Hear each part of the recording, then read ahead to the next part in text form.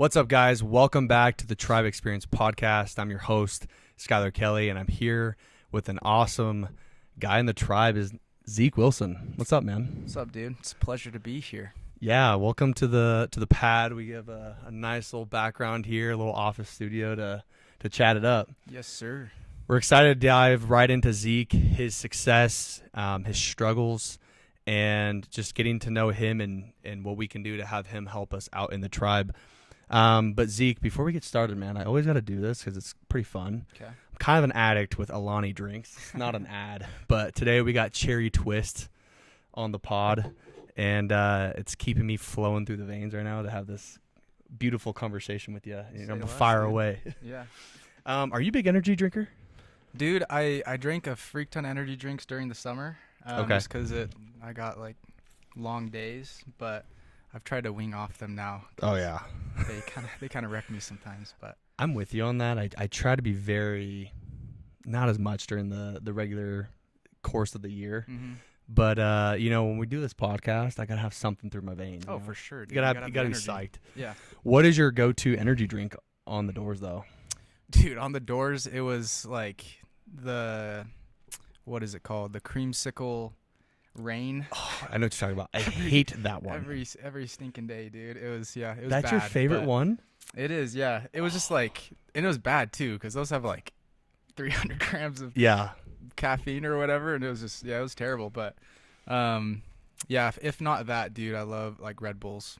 Can't go wrong with them. Yeah, dude. especially the sugar-free ones. It's true. Yeah, but did you know that the daily dose of caffeine, the healthy dose, is supposed to be 400 milligrams? So you're all right with 300. Yeah, I was pushing it, but yeah. It feels like you're pushing, but honestly, you'll be all right. Yeah, I was like one day I was like, oh, dude, I'm kind of tired, and I was by the gas station, and I was like, oh, I wonder if I get an energy drink, how this would feel. And then literally every day after that. So I wonder what it feels like to be cracked on the doors. Yeah, for real. But yeah, I'm trying to wean off it just because I think there's a point to where when you're having it every day, you have to have it just to get to like normal level rather than it giving you like the boost. And so that's kind of the point. But dude, how old are you and where are you from? So I'm 23. I am originally from Idaho, like Boise area. So Kuna, Idaho, just a smaller like farming town outside of Boise. Just grew up there. Nice. So obviously we've been working with each other for a little bit now. Mm-hmm. So your sales experience, you've done 2 years of door-to-door now. Yes, sir. So you're going into year 3. Talk a little bit about how you got started and who brought you into. I'd love to hear that. And, we'll go from there. So start off with your rookie year, going into the second year too. Cool, dude. Yeah. So, I was finishing up my mission. I had met a few guys on my mission who had done sales, and they were like dogs. So I was like, oh, dude, this would be sick. And I got back. I started working a construction job, and I was like, dang, this kind of sucks. I'm not really making much. So if I could just, bust out a summer of sales and make a good amount of money, then that would be sick. So I was already like planning on doing sales. I didn't have like anyone who like came up and convinced me to do it, but I got shoulder tapped by a Vivint guy at UVU because I was going to UVU at the time, and I met with Vivint. I actually signed on with them. I'd met with a few other companies before I'd signed on, but they just seemed pretty dope. I was like, cool, yeah, we'll just try this out. And then I had a connection with one of Derek Child's business partners. His name's Ben, and we would work out a lot. And one day he's like, yo, dude, I'm not doing the sales thing, so there's like not a ton in it for me, but you should meet like my buddy Derek. He's just got a really good culture going. He's just really God focused. And at that time, like I'd gotten to know Ben enough to be like, all right, dude, I'll just do this. So like you can stop bugging me about it. And I ended up meeting with him and Derek, and like the first meeting they signed me. So that's just, yeah, anyone who's gone through the recruiting process with Derek knows what that's like. But it was pretty much like, honestly, he just pitched the vision, how God-focused the organization is, the culture. And to be completely honest, I just had a good feeling that I know is from God, that this was the place to be. These are the people to be around. And so signed on. I was signed on like December, and then went out in May my first year.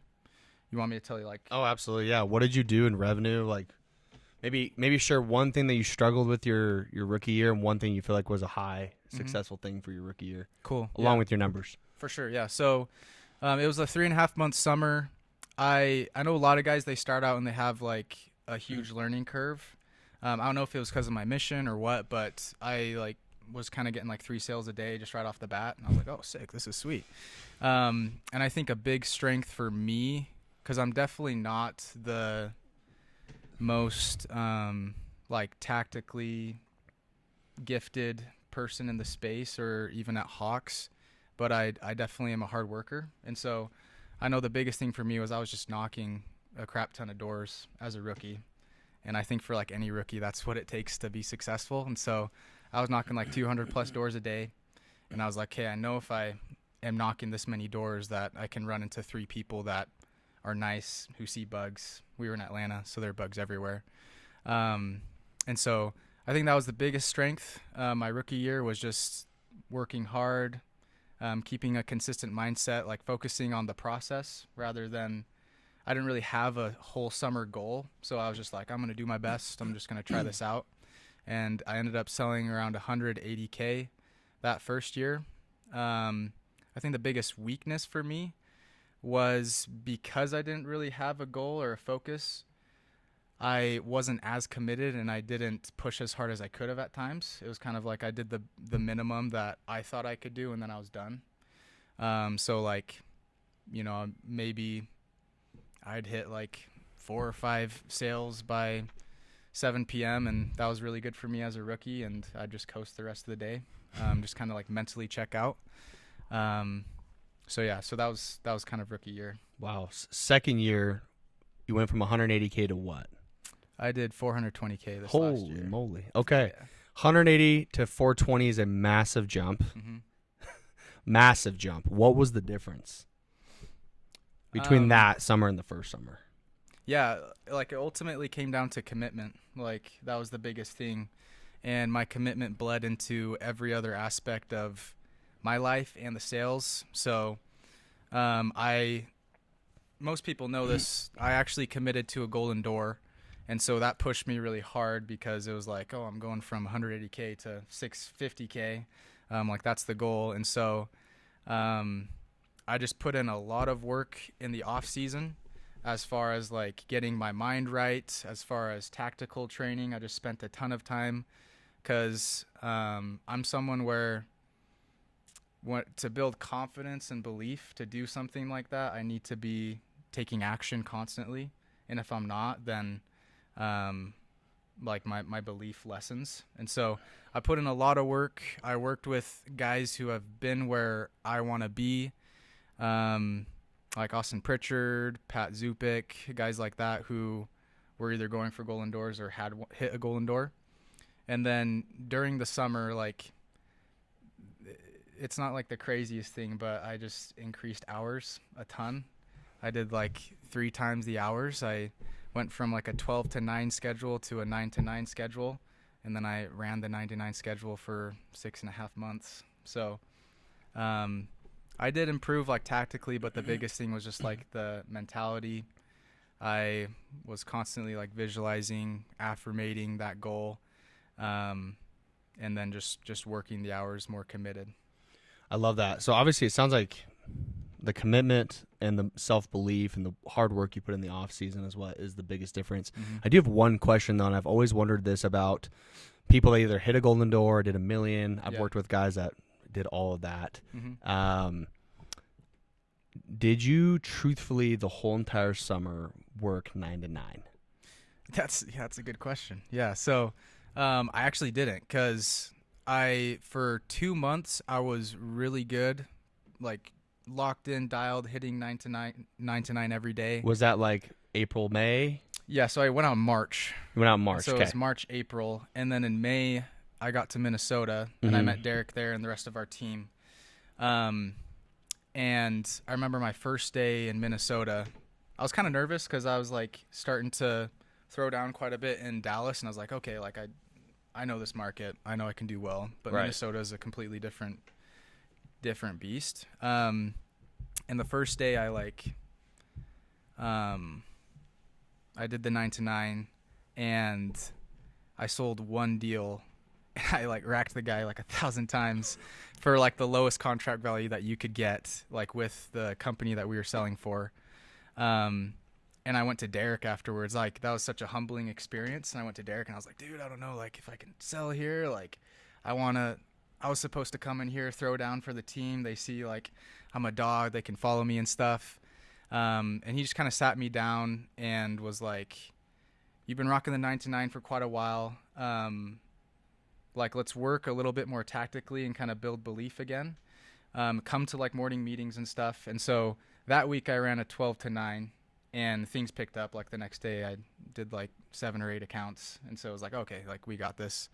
And then honestly from there, it was mostly 9-9, but there are times where like whether the team needed something or like certain situations, it'd be more of like a 10 or 11 to 9. But I'd say for like 4 of the 6 months, it was 9-9. And towards the end of the summer, it dialed back a little bit too, but we can talk about that. Yeah. So I guess the main question too is like for people that really want to hit a golden door. Yeah. Okay. Obviously that's what this year is all about for you. You're going to go hit a golden door. Yeah. You're going to put in the hours. What do you need to do differently from your second year to your third year now?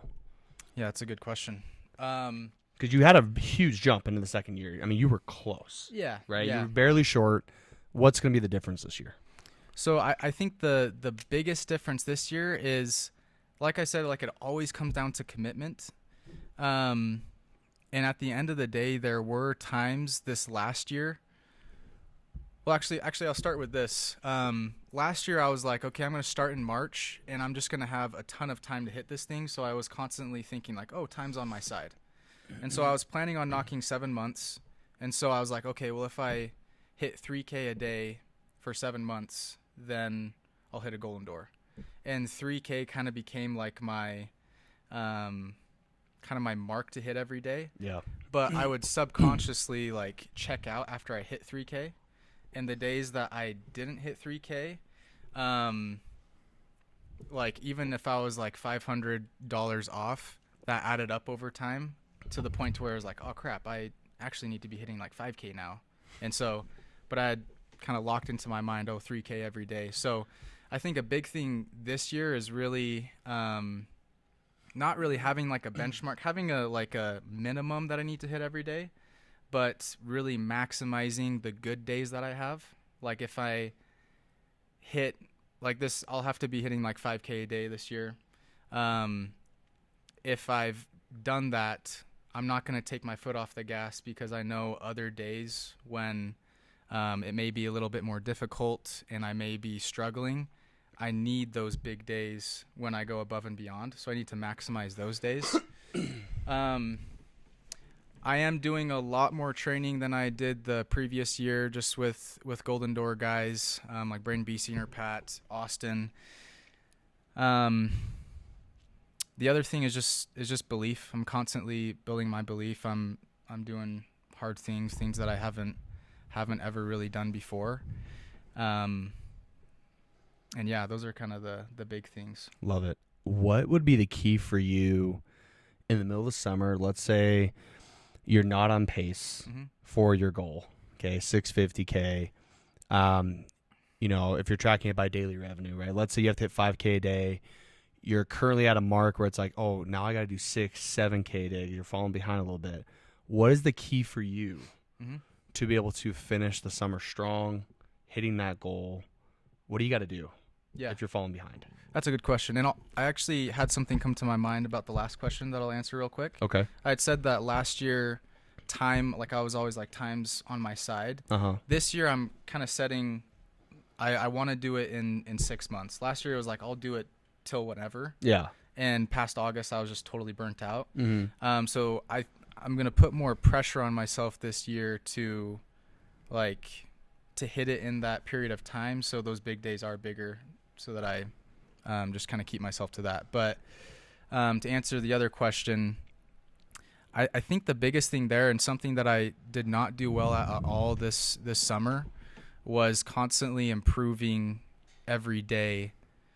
And and like journaling and analyzing how the day went and constantly improving, because I was kind of just doing the same thing, kind of relying on just experience to get better. But this year I want to be more intentional, off the doors training, journaling, seeing like, okay, I didn't close Jennifer and I felt like I could have. What happened? And kind of think about that and journal about it, and bring those situations up to my mentors and constantly be improving, and believing in the ramp, believing in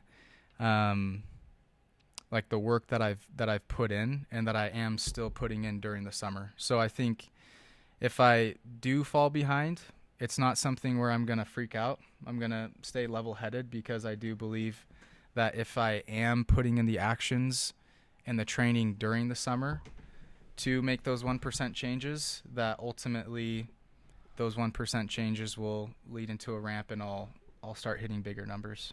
I love it. I think as well, in the end of the day, I've sold for 5 years now. I'll be honest, I have not done 420K. Mm-hmm. You beat me to that.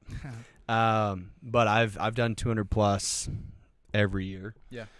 And one thing I always say that I wish I could have been better at is not feeling like, hey, I'm behind right now and it's going to freak me out mentally and then not perform as well because I'm thinking too much about how far I am behind my goal. Yeah. And I think this goes for anybody who's shooting for a big goal, including yourself, which I think you realize this. You're a pretty smart guy.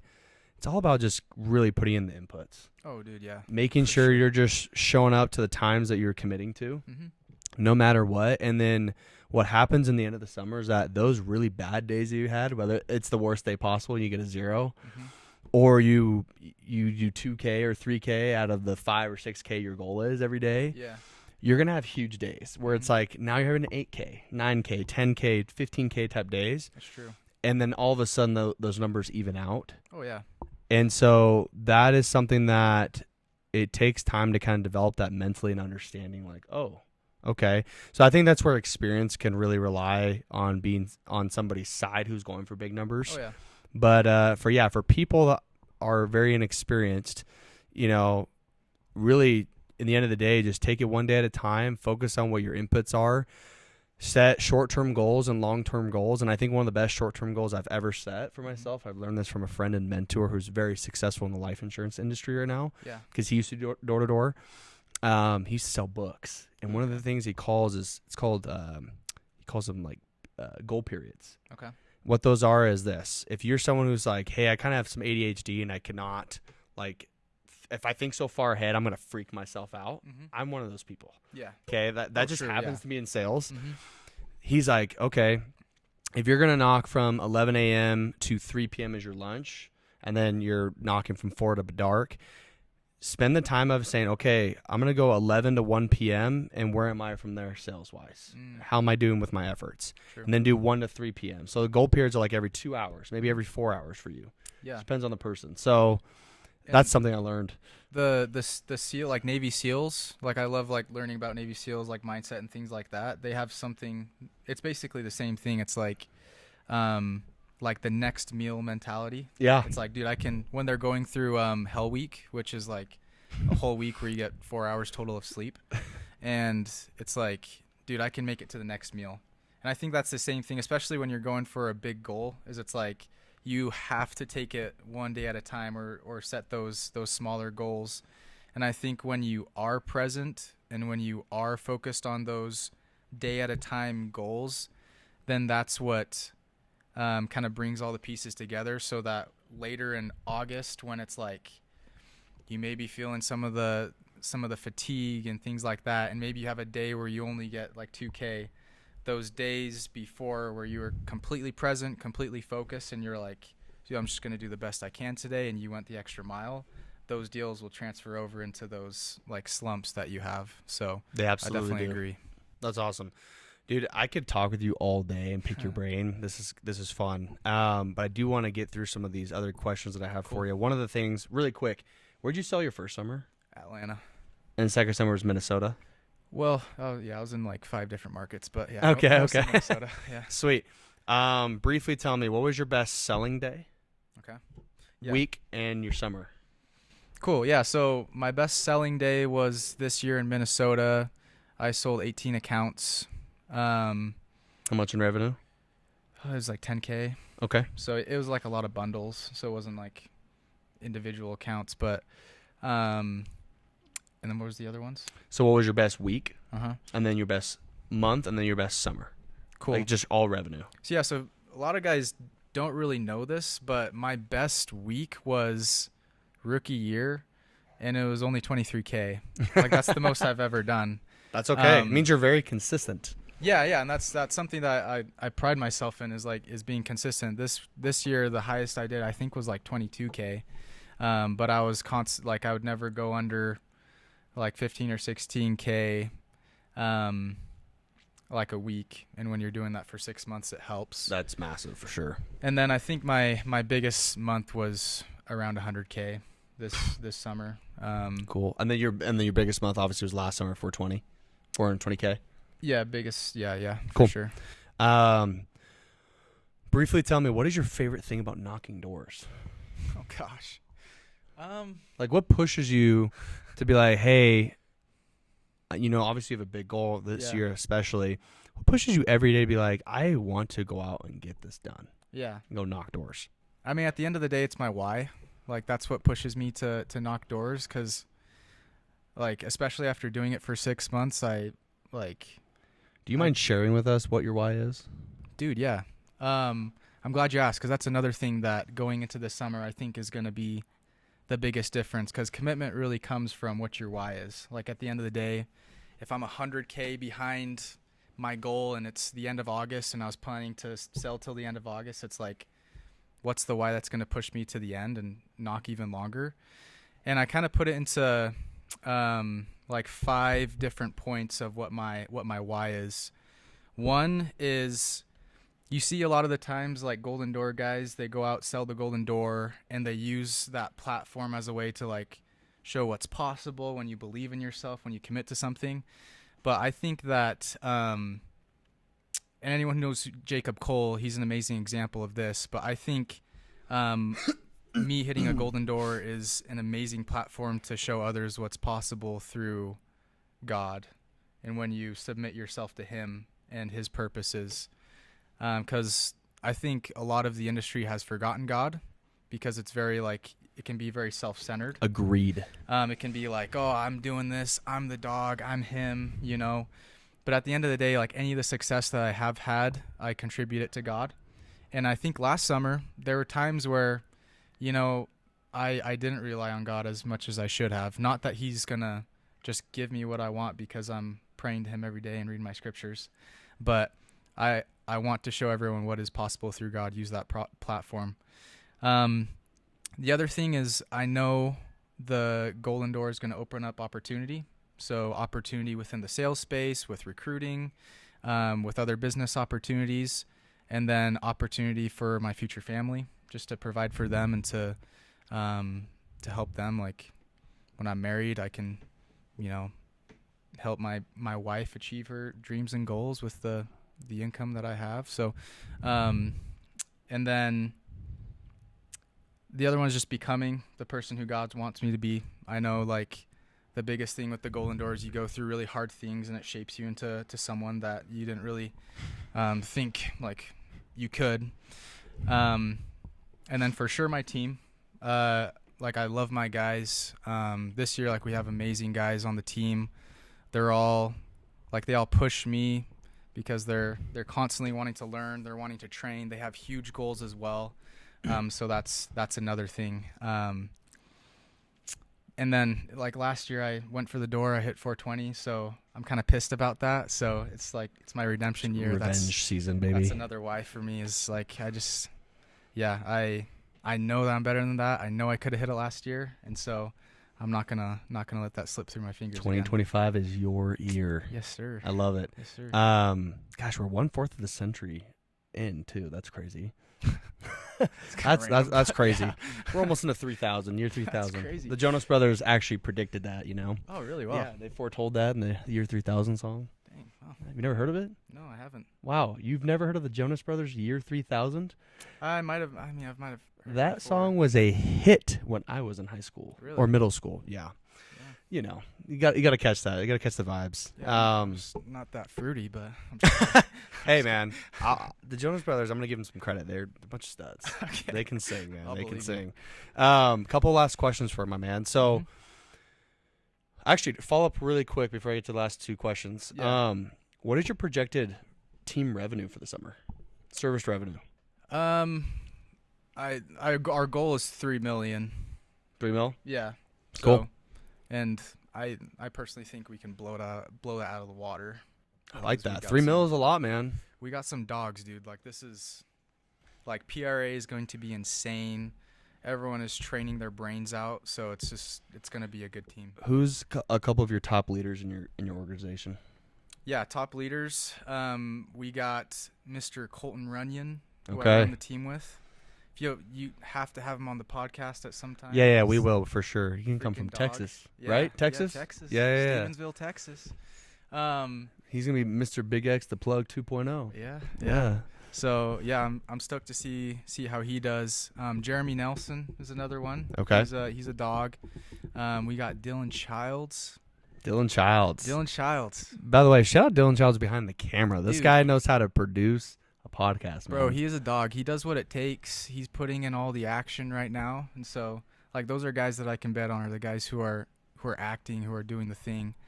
Ethan Baker is another strong vet.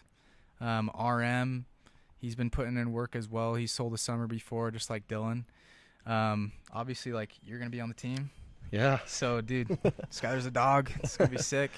But yeah, beside like those are kind of the big vets, and then we have rookies who are gonna perform. Love it. Tell me really quick, man. What is one thing that you're planning to do this summer as an individual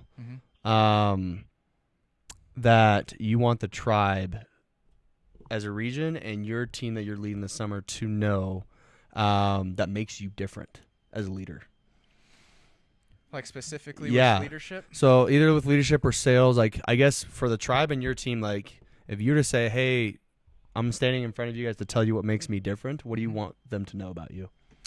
I think like on a team leadership standpoint, and I think this is something that we embodied well last year with the team that Weston Hansen and I ran.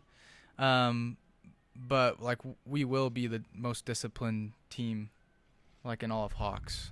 Like that's something that I feel like is one of my strengths is discipline and like that mentality. And that's something that I like to kind of instill on the team. And it was helpful like with Derek there last year too to do that. But I think a lot of it just comes down to doing the thing. And doing the thing sounds really easy, but to do it consistently over and over and over again takes a lot of discipline.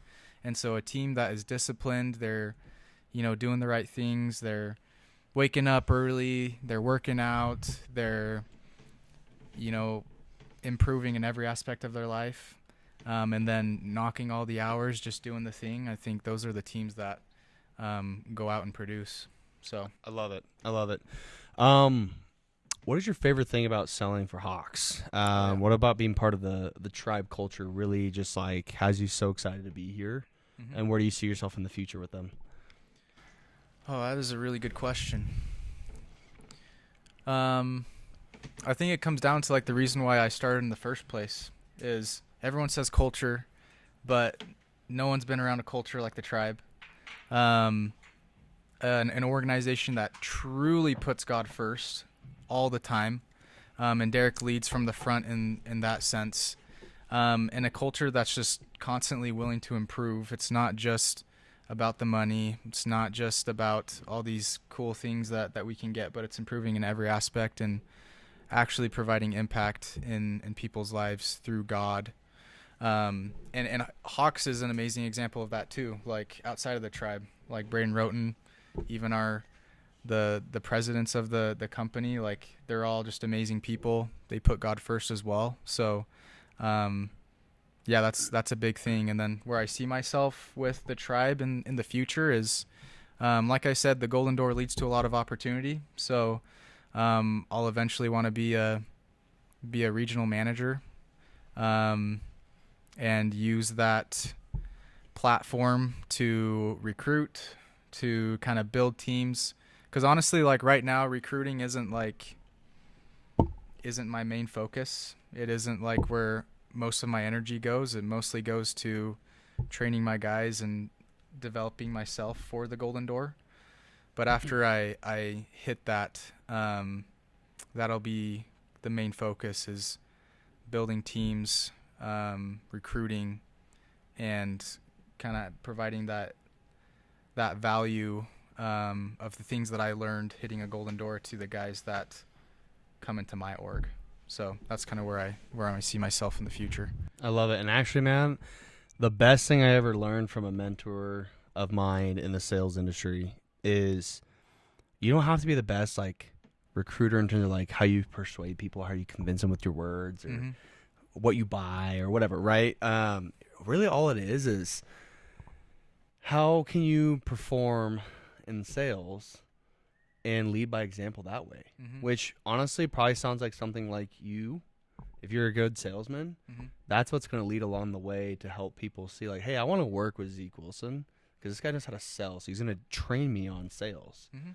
So I honestly think there's two types of recruiting. Yeah, maybe a couple other types too with that, but I think the main type is following a leader that is really good at sales and can train you in sales, and then following a leader that is really good at leading people and culture. And I think probably at least of our organization and the tribe, you're one of the best, if not the best salesman we have. So that's what's really nice. So you and Derek partner really well because Derek's really good at leading people and the culture side. And obviously you're good at that too, but he really takes a lot of pride in that. And then you probably take a lot more pride in the sales side. You know? Yeah. So, everybody plays a role. Yeah, they play a role. They find fulfillment in different ways. And yeah, like at the end of the day, results speak. Like I'm not a big talker. I'm not someone who really likes to like hype everything up. It's like if I have the results, that's all I really need. Obviously, like there are skills that you need to learn too, but that's a huge like moving block for recruiting, I feel like. So. Yeah, absolutely. All right. Man, thanks for being on here. We got a couple quick hitters for you. Cool. I want you to call your shot really quick. Oh. When are you going to hit the Golden Door? What's the date? I'm going to hit it by August 31st. August 31st. Okay, Yes, I like that. And you're going out when again? March. Yeah, so March 1? Yeah, another long summer, 6 months. Do you already know where you're going to hit market-wise first? I want to be in Texas because that's what I did last year at the beginning of the year, and I think Texas is really good.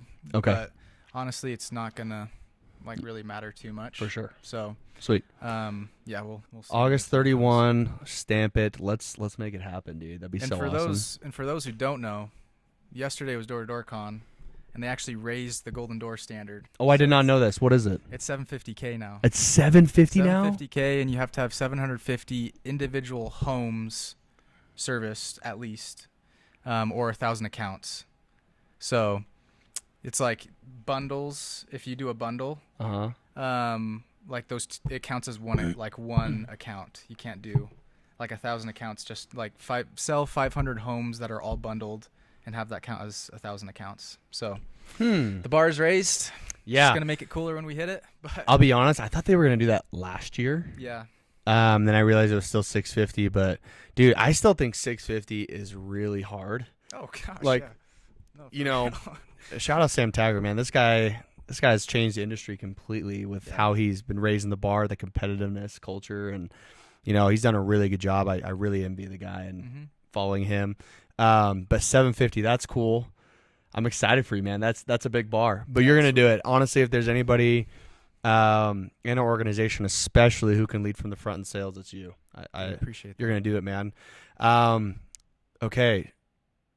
5 dinner guests, dead or alive. Oh gosh. Who are you sitting at the table with, or who's sitting with you, and you're gonna have the most fulfilled conversations you've ever had? Dude, obviously, like, gotta go with Jesus Christ. Okay. Gotta be there. I think also, if I'm gonna mostly go with like dead people, just because I don't know. Yeah, dude. Whoever you feel like is like the most influential person you've ever wanted to meet and have a conversation with. Who you having with? I think Napoleon Hill would be one of those, because he's just like, he's been around just a bajillion influential people, and Think and Grow Rich is Probably my favorite book. Joseph Smith. Okay. Always wanted to talk to that guy. Dude, That guy's honestly, a dog. honestly, that would be an amazing conversation. That would be sweet. That Talking guy, about the things that we know yeah. and things that he's seen and been through. I would love to actually have a conversation with him too. Okay. Yeah. So that's 3. We got 2 more. Michael Jordan. Love it. I just want to like pick that guy's brain on like his mentality. I love it. What is that? 4? 3? 4. Dang, last one. Dude. I know I've already like picked a few churchy guys, but gotta go with Russell M. Nelson. Okay. All 100 right. years old. That guy knows a lot of stuff. There's a lot of stuff. Freaking close to God. So, like he would have probably the most like relatable to my time, my day right now info. So, yeah, That's awesome. Off the dome, those are the 5. I love it. I love it. We got a lot of spiritual athletes. We got it all. I love it. I love it. If you were to, okay, so you're from Boise, right? That area? Yeah. Boise State Bronco football. Oh, Your dude, all the type. way. Okay. Blue. Who is your all-time favorite Boise State football player? And if you were to meet him, where would you want to meet him? I promise I've been a Boise State fan my whole life, but it would definitely be Ashton Genty. Okay. All right. I was talking to Skyler earlier. I'm like, dude, they need to make a statue for this guy because it's freaking insane. Either him or like Kellen Moore. But Okay, that's my wife's favorite player of all time. Oh, It's dude, Kellen Kellen Moore. Moore's a dog. My best friend in high school is Brett Rippon. Ooh. And I played with him in That's high sweet. school. I don't mean to like toot that horn on here, Yeah, but yeah. yeah, that's really the reason why I started to follow Boise State more, because he was quarterback there from 2015 to 19. Yeah, Dylan went to school with Maddox Madsen too. So we got Okay. tons of Oh yeah, Mad connections. Dog. So that's cool. Yeah, but where would I want to meet him? Yeah, so it's like if you were to run into each other, where would you want to meet him, have a conversation with him, probably get a picture, all that? Dude, I think it'd be sick to knock on his door, sell him, and Oh. talk to him. I think Sell that him would some be pest sick. control. Yeah, so just like sell him, chat with him for a little bit. You know. Very cool.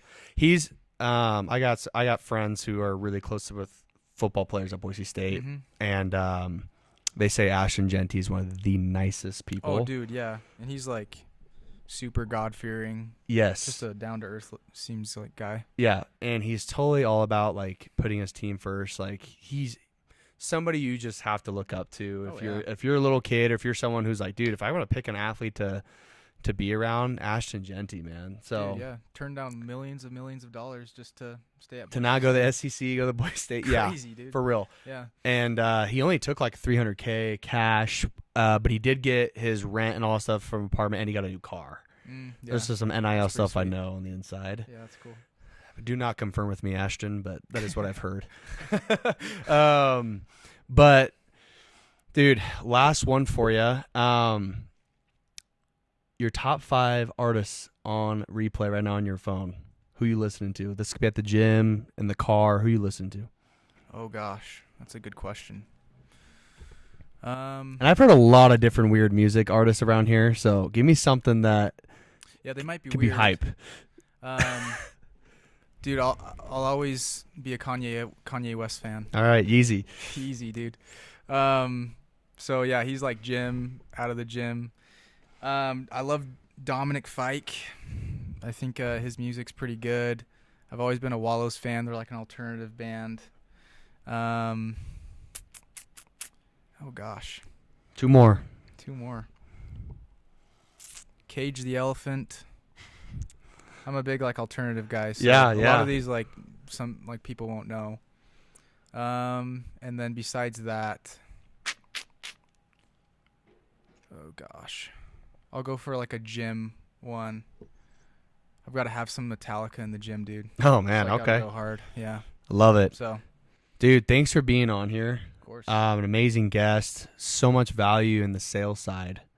And I'm excited for the viewers and people in the tribe, especially, to get a wind of this. If you're not talking to Zeke Wilson about how you can sell with him and learn and pick his brain and just learn the habits that he's developed the last 2 years, you're missing out. Zeke, any last thoughts for the people? Dude, no.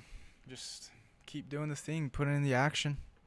Like the tribe is the best organization in the industry. Got a bunch of dogs, so I'm excited to see what everyone does. Bunch of good people overall too. Dude, I'm blessed and honored to be around everyone, from Derek, the top guys, to the rookies who just signed. Everyone are amazing people. So I love it. And where can the people find you if they want to get a hold of you? Are they able to text you, call you? Are they able to find you on Instagram and DM you? yeah, What's the info? Instagram's wilson.82. Phone number's 208-608-8159. Cool. I mean, you're cool if we put that in the description. Oh, totally fine. Yeah. Sweet. And what was the Instagram name? Wilson.82? Mm-hmm. Okay. Yeah. All right. Sounds like a football number. Is that right? 82? That was like my childhood football number. I love it. Changed to Sounds like a 16, wide but- receiver number. I don't Am I think right? it is, but it's definitely like a lineman number. So I changed it to 16 in high school. But yeah. I love it. I love it. All right, guys. Well, that's a wrap on the Tribe Experience podcast. Thanks for being here once again. We'll link all of Zeke's info in the description of this video. Reach out to him if you have questions, if you want to sell with him. It's never too late to get in on possibly selling with him this summer. And we'll go from there. But thanks for being here, guys. We'll see you guys on the next episode. Peace. See ya.